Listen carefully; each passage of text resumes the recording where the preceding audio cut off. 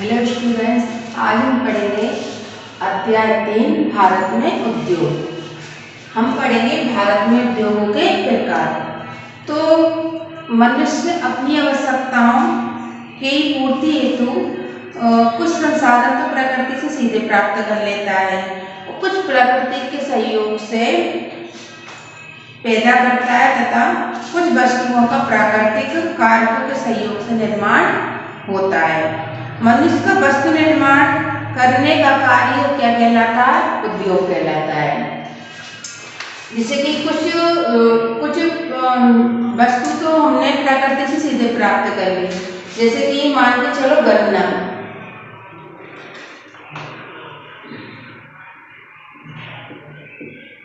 गन्ना हमने प्रकृति से सीधे प्राप्त कर लिया।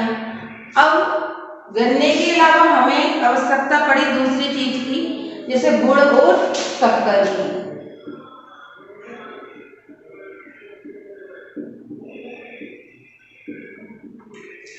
तो ये तो हमने कहां से प्राप्त कर लिया? प्रकृति से सीधे प्राप्त कर लिया गन्ना। अब हमने इसका रूप परिवर्तित करके अपनी आवश्यकता अनुसार इसे किसमें परिवर्तित कर लिया? गुड़ तथा शक्कर में। तो इसका जो रूप परिवर्तित किया गया वो कहाँ पे किया गया? उद्योग में। तो इसके क्रिया को कहाँ पे पूरा किया गया? उद्योग में। तो ये उद्योग कहलाते हैं। अब भारत में उद्योगों के प्रकार, उद्योगों का विभाजन चार जगह किया गया है या 4 प्रकार से किया गया है।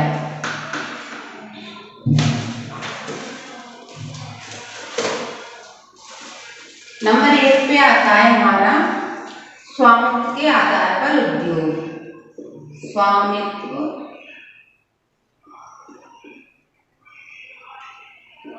के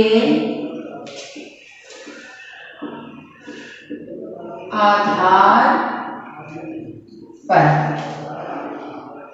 अब ये भारत में उद्योगों का क्या है?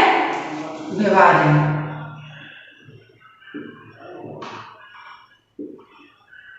तो नंबर 1 हमने विभाजन करा स्वामित्व के आधार पर। अब स्वामित्व के आधार पर भी उद्योग कितने प्रकार के होते हैं? 4 प्रकार के, जिसमें नंबर 1 पर आता है हमारा निजी उद्योग। तो स्वामित्व के आधार पर उद्योग कितने प्रकार के होते हैं? 4 प्रकार के। उसके नंबर 1 पर आता है हमारा निजी उद्योग। निजी उद्योग क्या होता है? जो व्यक्तिगत स्वामित्व में होता है उसे निजी उद्योग कहते हैं। मतलब जिस उद्योग का एक स्वयं मालिक होता है, इसकी निजी फैक्ट्री होती है, तो कौन सा उद्योग कहलाता है? व्यक्ति निजी उद्योग। दूसरे नंबर पर आता है सरकारी उद्योग। तो सरकारी उद्योग जो सरकार के स्वामित्व पर होता है उसे सरकारी उद्योग कहलाते हैं। अब आता है तीसरे नंबर पर सहकारी उद्योग। अब सहकारी उद्योग में जो सहकारी स्वामित्व में होता है उसे क्या कहते हैं? सहकारी उद्योग कहलाते हैं। अब आता है मिश्रित उद्योग। तो मिश्रित उद्योग क्या है? जो उपयुक्त में से 2 या 2 से अधिक के स्वामित्व पर होता है उसे हम क्या कहते हैं? निजी उद्योग कहते हैं। अब स्वामित्व के आधार पर उद्योगों का वर्गीकरण हो गया 4 प्रकार का। अब आते हैं दूसरा नंबर उद्योगों के प्रकार में। दूसरे नंबर पर आता है उपयोगिता के आधार पर उद्योग। उपयोगिता के आधार पर। अब उपयोगिता के आधार पर भी उद्योग कितने प्रकार के होते हैं? 2 प्रकार के। कितने प्रकार के होते हैं? 2 प्रकार के, जिसमें आता है आधारभूत उद्योग। आधारभूत उद्योग वो उद्योग होता है जिसे अन्य उद्योग भी संचालित किए जाते हैं। इनके उत्पादन अन्य उद्योगों के निर्माण तथा संचालन के लिए क्या होते हैं? काम आते हैं। जैसे कि लोहा तथा इस्पात उद्योग। जैसे लोहा और इस्पात उद्योग से कई और उद्योग चलाए जाते हैं। तो ये कौन सा उद्योग हो गया? आधारभूत उद्योग। दूसरा नंबर इसी का आता है उपभोक्ता उद्योग। उपभोक्ता उद्योग क्या है? वह उद्योग जो लोगों की दैनिक आवश्यकताओं की पूर्ति करने के काम आते हैं, तो उसे हम क्या कहते हैं? उपभोक्ता उद्योग कहते हैं। अब जैसे कि वस्त्र, चीनी, कागज आदि, तो ये इन उद्योगों में कैसे आएंगे? वस्त्र, चीनी, कागज आदि। अब तीसरा आता है हमारा आकार के आधार पर उद्योग। आकार के आधार पर, आकार के आधार पर उद्योग 4 प्रकार के होते हैं। कितने प्रकार के होते हैं? 4 प्रकार के। नंबर 1 आता है बृहद उद्योग। बृहद उद्योग यानी बड़ा उद्योग।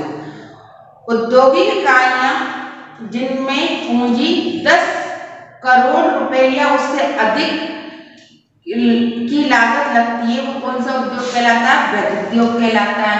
ऐसे उद्योगों में कैसे कौन कौन से उद्योग होते हैं? जैसे Tata iron and steel company. इसके बाद दूसरा आता है इसमें मध्यम उद्योग।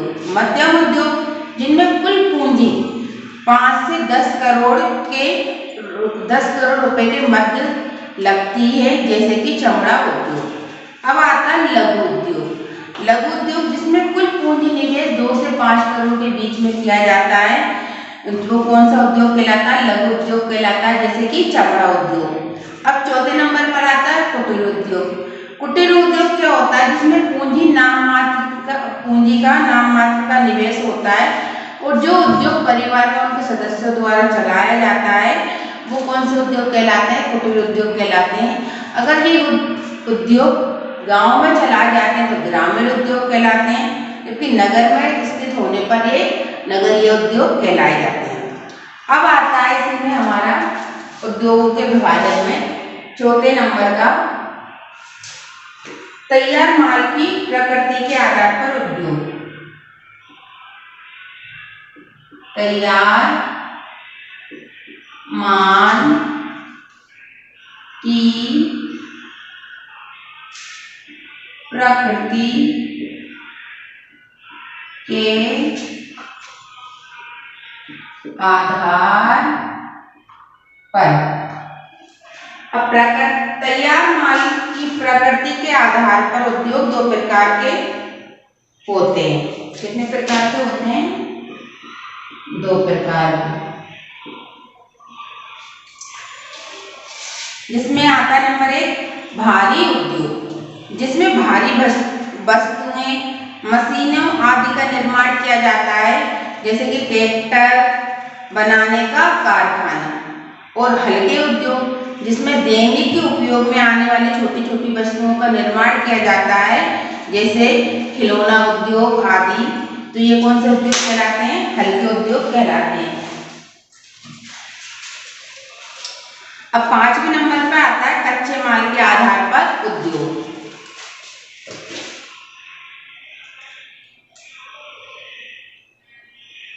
कच्चे माल के आधार पर।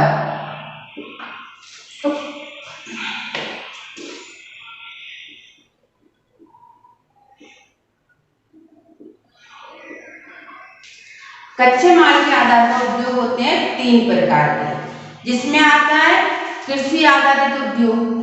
तो कच्चा माल हमें नंबर 1 कहाँ से प्राप्त हुआ? कृषि से। तो कृषि आधारित उद्योग में कौन कौन से उद्योग आते हैं? जैसे सूती वस्त्र उद्योग। और खनिज आधारित उद्योग जिसमें आता है हमारा लोहा इस्पात उद्योग।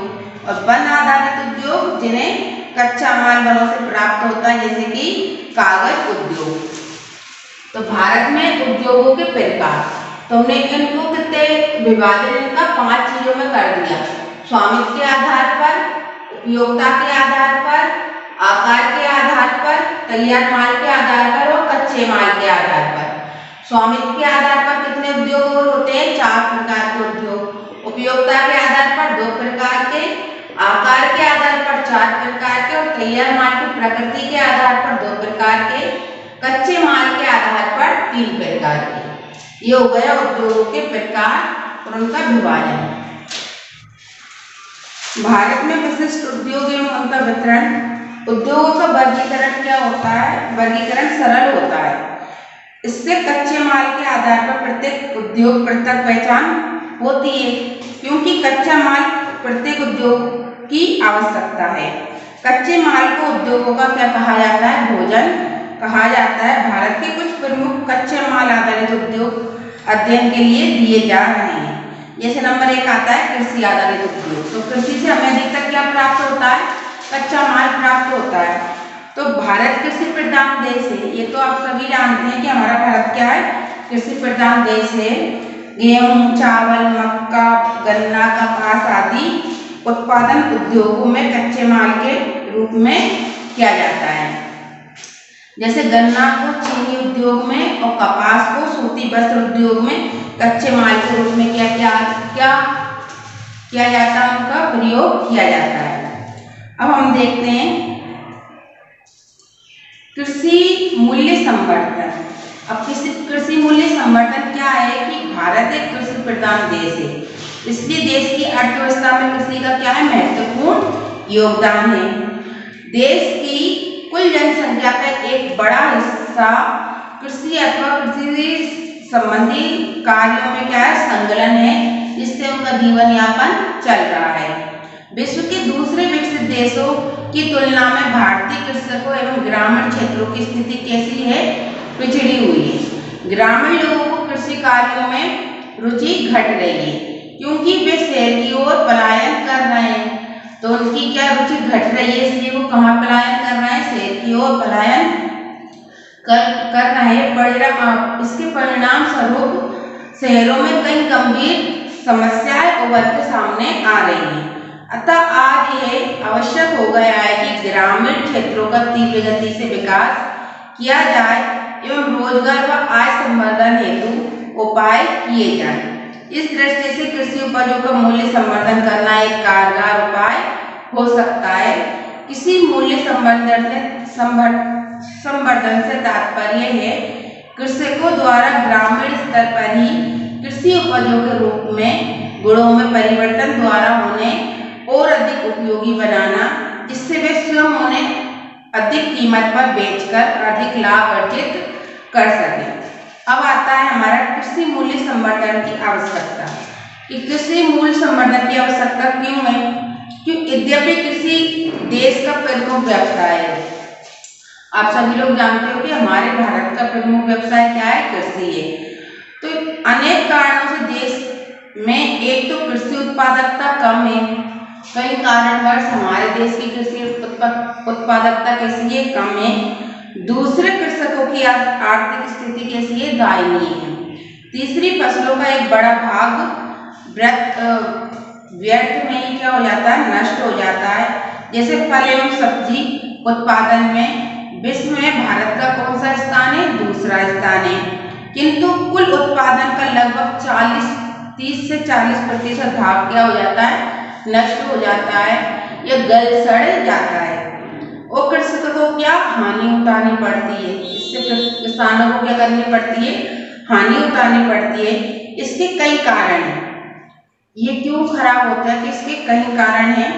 वस्तुतः फसल आने पर फल व सब्जी की सारी फसल एक साथ बिक नहीं पाती। जब फसल का क्या एक समय रहता है, वो एक समय में क्या पक के तैयार हो जाती है फल और सब्जियां। तो वो जब वो पक के एक साथ तैयार होती है तो वो एक साथ तो क्या बिक नहीं सकती, मार्केट में एक साथ वो आ नहीं सकती। उनका उपयोग अन्य उत्पाद बनाने में भी बहुत कम किया जाता है। तो उन फलों और सब्जियों का अन्य उत्पाद बनाने में उनका उपयोग कैसे किया जाता है? कम किया जाता है। इसके अतिरिक्त शीतगृह, शीत परिवहन के साधनों आदि की सुविधाओं का अभाव भी है। हम सोचे कि हमारे फल और सब्जी ज़्यादा समय तक चले, खराब ना हो, तो उसके लिए हमें क्या करना है? ठंडे स्थानों पर उन्हें सुरक्षित रखना है या शीत परिवहन द्वारा उन्हें एक स्थान से दूसरे स्थान तक भेजना है। तो इन चीज़ों का क्या है? कृषकों के पास अभाव यानी कमी है। परिणामतः देश में फल व सब्जी के कुल उत्पादन का 1 से 2% भाग ही परीक्षण करना संभव हो पाता है। इस प्रकार ब्रिटेन में प्रतिवर्ष फल व सब्जियों का जितनी मात्रा में उपभोग किया जाता है भारत में प्रतिवर्ष उतनी मात्रा में फल व सब्जियां कैसी हो जाती हैं, नष्ट हो जाती हैं। इस कमी को दूर करने का एक कारगर उपाय क्या है, कृषि मूल्य संवर्धन है। कृषि संवर्धन के लाभ, तो हमारे देश के कृषकों को आर्थिक विकास हेतु कृषि मूल्य संवर्धन कार्य सर्वथा अनुकूल एवं कारगर उपाय है। इसके प्रमुख लाभ क्या है, निम्नलिखित हैं। जैसे कि नंबर 1 पे आता है अधिक मूल्य की प्राप्ति। अब हमें एक ही चीज से अधिक मूल्य की प्राप्ति कैसे होगी, कि कृषक अपनी उपजों का कुछ भाग को उनके रूप, स्वाद, गुण आदि में परिवर्तन करके ऊंची कीमत ले सकते हैं। जैसे कि आलू व केले की चिप्स उसमें विभिन्न रूपों में परिवर्तन करके उनकी चिप्स बनाकर बेचें तो उसी से उन्हें ज्यादा फायदा हो सकता है। जैसे कि 1 किलो आलू की बाजार में क्या कीमत है, 10 रुपए किलो का बिकता है, जबकि अगर आलू की चिप्स बनाकर बाजार में बेची जाए तो वो 20 रुपए की कितनी आती है, मात्र 200 ग्राम बिकती है। तो इसी प्रकार हम उनके रूप में परिवर्तन करके हम अधिक कीमत उनसे अर्जित कर सकते हैं। अब हम देखते हैं कृषि मूल्य संवर्धन के उपाय।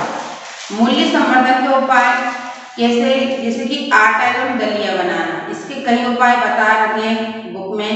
दूसरे नंबर पे आता है बढ़िया ब्योछोर, तीसरे नंबर पे पापड़, गुलकंद, माउथ फ्रेशनर, मक्खन, घी, सेवई आदि चिप्स बनाकर हम क्या कर सकते हैं, मूल्य संवर्धन, इन उपायों द्वारा अधिक मूल्य संवर्धन कर सकते हैं। जैसे कि मैं एक आपको पढ़ के बताती हूँ, आटा एवं दलिया बनाना। गेहूं, ज्वार, बाजरा, मक्का आदि की कीमत मूल रूप में जितनी होगी उसकी तुलना में उससे तैयार उत्पाद जैसे आटा व दलिया की कीमत अधिक होती है। जैसे 1 किलोग्राम गेहूं का मूल्य कितना है, 14 रुपए है, तो उसी गेहूं से निर्मित दलिया का मूल्य क्या है, 28 रुपए प्रति किलोग्राम है। तथा आटा क्या भाव गया हमारा, 20 रुपए प्रति किलोग्राम तो बिकता है। किसान अपने कुल उत्पादन के कुछ भाग का आटा और कुछ भाग का क्या दलिया बेचकर मूल्य संवर्धन कर सकता है। उसी प्रकार आपको दे रखने जो मैंने अभी पढ़ के सुनाए थे, सॉस, केचप आदि चीजों का उपाय करके हम मूल्य संवर्धन के उपाय कर सकते हैं।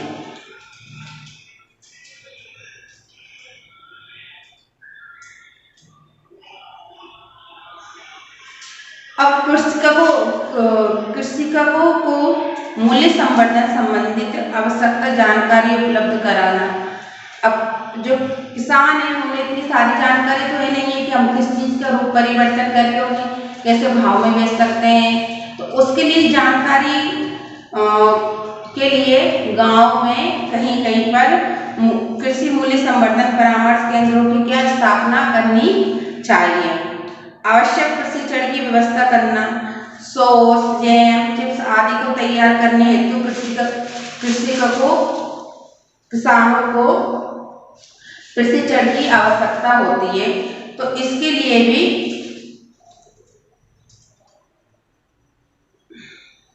आवश्यकता होती है, अन्यथा सामग्री खराब हो जाने की संभावना रहती है।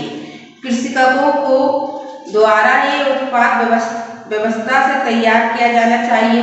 इसके स्वाद को सुरक्षित रखना चाहिए, जरूरी हो जाता है जिससे बाजार में लोकप्रिय हो व लोग इन पर विश्वास कर सकें। अब वित्त आपूर्ति के लिए क्या सरकार से लोन आदि की व्यवस्था होनी चाहिए या दूसरा है सहकारी समितियों की स्थापना करनी चाहिए एवं आर्थिक सहायता हेतु शासन को पहल करना चाहिए। तकनीकी सहायता उपलब्ध कराना, तैयार उत्पाद की पैकिंग, सीलिंग व उत्पाद को ताजा बनाए रखने के लिए तकनीकी सहायता की भी आवश्यकता होती है। अब हम देखते हैं सूती वस्त्र उद्योग। सूती वस्त्र उद्योग कहाँ से चल रहा है, कृषि से चल रहा है, क्योंकि इस उद्योग में जो कच्चा माल कहाँ से आ रहा है, कृषि से आ रहा है। तो सूती वस्त्र उद्योग का वितरण कहाँ कहाँ पर है, महाराष्ट्र, गुजरात, तमिलनाडु आदि जगहों पर है। इसी प्रकार हम देखते हैं खनिज आधारित उद्योग। खनिज आधारित उद्योग खनिजों से कच्चा माल प्राप्त करने वाले प्रमुख उद्योगों में लोहा, इस्पात, सीमेंट, धातु आदि उद्योग हैं। संपूर्ण औद्योगिक संरचना में लोहा इस्पात उद्योग आधारभूत उद्योग की संज्ञा प्राप्त कर चुका है। अतः ये हम विशिष्ट उद्योग के रूप में लोहा इस्पात उद्योग का अध्ययन करेंगे।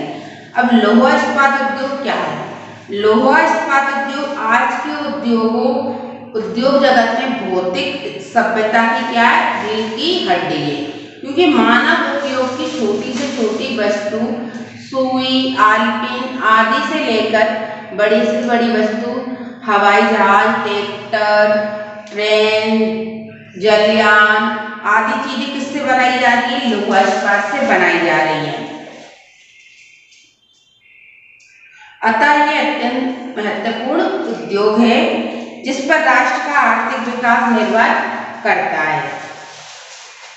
अब इसका वितरण आपकी बुक में पेज नंबर 51 पर एक सारणी दे रखी है। लोहा इस्पात षड्यंत्र, कारखाने का नाम दे रखा है, स्थान दे रखा है, राज्य और विशेष दे रखा है।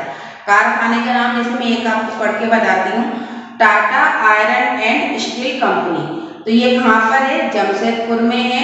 राज्य कहाँ है इसका? झारखंड है। और विशेष क्या है इसमें? ये सबसे बड़ा क्या है? कारखाना है।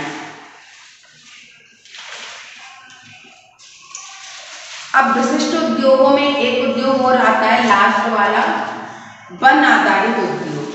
तो वन प्रकृति की क्या अमूल्य देन है, हम पहले भी पढ़ चुके हैं, जिनसे हमें लकड़ी, लाख, गोंद, बांस, छाल, पत्तियां, तेंदुआ आदि चीजें क्या होती है? प्राप्त होती हैं। वनों से प्राप्त इस सामग्री से कई उद्योगों को कच्चा माल भी मिलता है। ये वनों से प्राप्त सामग्री होती है, उन्हें कहीं उद्योगों से क्या मिलता है? कच्चा माल भी मिलता है। कागज, फर्नीचर, माचिस, रबड़, रेशम आदि उद्योग किस पर आधारित हैं? वनों पर आधारित हैं। यह वन आधारित विशिष्ट उद्योग के रूप में सबसे विशिष्ट उद्योग कौन सा है? कागज उद्योग है। वनों से प्राप्त होने वाली वस्तु जैसे बांस, महुआ, आंवला, हर, बहेड़, रीठा, सिकाखाई, लाख आदि से विभिन्न प्रकार के कुटीर उद्योग और लघु उद्योग चलाए जाते हैं। जैसे कि हम देखते हैं शहद, वनों में मधुमक्खियों के छत्ते बहुत लगते हैं। वनवासी आदिवासी इनमें शहद निकालकर बेचने का कार्य करते हैं, किंतु उन्हें पर्याप्त लाभ प्राप्त नहीं होता। यदि इसे एक संगठित कुटीर या लघु उद्योग के स्तर पर चलाया जाता है तो यह लोगों को अच्छी गुणवत्ता वाला शहद प्राप्त होगा। वहीं दूसरी ओर शहद से वनवासियों को आय का अच्छा स्रोत प्राप्त हो सकेगा। इस प्रकार विशिष्ट उद्योगों में हमने आपको बताया वन आधारित उद्योग, खनिज आधारित उद्योग और कृषि आधारित उद्योग। तो ये हमारे क्या हैं? विशिष्ट उद्योग हैं और इनका वितरण आपकी बुक में दे रखा है, तो आपको उसको ध्यान से पढ़ना है और समझना है। Thank you.